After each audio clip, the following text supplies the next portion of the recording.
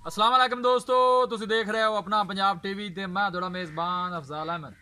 सब तो पहले अपने चैनल ਨੂੰ करो सबसक्राइब ਤੇ ਨਾਲ ਹੀ ਲੱਗੀ ਹੋਈ ਘੰਟੀ ਨੂੰ ਦਬਾਓ क्योंकि सारी लेटेस्ट और बेहतरीन वीडियो साढ़े दोस्तों तक पहुंचे सब तो पहले। लो जी दोस्तों, ऐसे अपना पंजाब टीवी ਤੇ ਵੈਡ ਸੇਲ ਕੀਤੀ ਹੈ ਸਾਡੇ ਬਹੁਤ ਹੀ ਅੱਛੇ ਸਬਸਕ੍ਰਾਈਬਰ ਨੇ ਆਤਫ ਭਾਈ ਕਸੂਰ ਤੋਂ। ਉਹਨਾਂ ਨੇ ਜਨਾਬ ਸਾਡੇ ਤੋਂ ਵੈਡ ਖਰੀਦੀ ਹੈ, ਵੈਡ ਦੀ ਲਦਾਈ ਕਰਾਉਣ ਲੱਗੇ ਅੱਲਾਹ ਤਾਲਾ ਜਨਾਬ ਉਹਨੂੰ ਖੈਰ ਸਲਾਮਤੀ ਪਹੁੰਚਾਵੇ ਤੇ ਅੱਲਾਹ ਤਾਲਾ ਜਨਾਬ ਉਹਨਾਂ ਦੇ ਨਸੀਬਾਂ 'ਚ ਕਰੇ। ਵੈਡ ਦਿਖਾ ਦਿਓ ਕਰੋ ਜੀ ਲੱਦੋ। ਇਹ ਵੈੜ ਜਨਾਬ ਸਾਡੇ ਤੋਂ ਨਾ ਖਰੀਦੀ ਹੈ ਆਤਫ ਭਾਈ ਨੇ ਜਨਾਬ ਖੁੱਡੀਆਂ ਤੋਂ। ਉਹਨਾਂ ਜਨਾਬ ਵੈੜੀ ਸਾਡੇ ਤੋਂ ਖਰੀਦੀ ਹੈ 2 ਦਿਨ ਪਹਿਲੇ ਜਨਾਬ ਇਸ ਵੈੜੀ ਦੀ ਜਨਾਬ ਵੀਡੀਓ ਪਾਈ ਸੀ YouTube ਤੇ। ਅੱਲਾਹ ਤਾਲਾ ਜਨਾਬ ਨੂੰ ਖੈਰ ਇਸਲਾਮ ਤੇ ਪਹੁੰਚਾਵੇ। ਲਿਆਓ ਜੀ ਲਿਆਓ, ਵੱਛੀ ਲਿਆਓ। ਇਹ ਨੇ ਪਿੱਛੇ ਵੱਛੀ ਹੈ।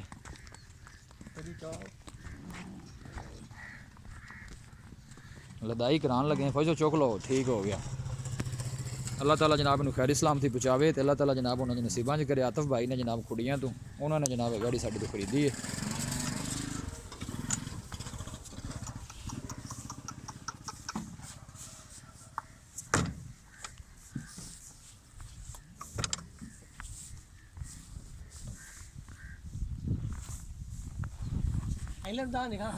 ਚੜਾ ਦੇ ਆ ਜਨਾਬ ਤਰਪਾਲ ਸ਼ਰਪਾਲ ਪਾ ਦਿੱਤੀ ਗੱਡੀ ਤੇ।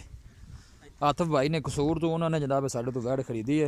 ਇਹ ਗੱਡੀ ਨੰਬਰ ਹੈ ਜਨਾਬ 3828।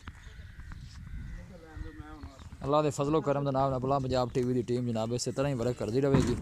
ਆਤਫ ਭਾਈ ਨੇ ਕਸੂਰ ਤੋਂ ਲਾਓ ਜੀ ਡਾਲਾ ਸ਼ਾਲਾ ਲਾਓ। ਇਹ ਜਨਾਬ ਲੋਡ ਕਰਾ ਦਿੱਤੀ ਹੈ।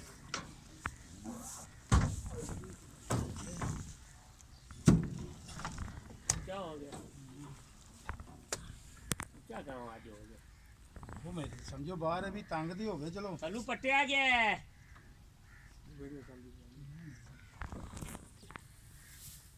वीडियो पसंद आवे लाइक तो शेयर जरूर करना है। मिलांगे एक अच्छी और लाजवाब वीडियो के नाल। अपने मेज़बान अफजाल अहमद दो इजाज़त। अल्लाह निगहबान।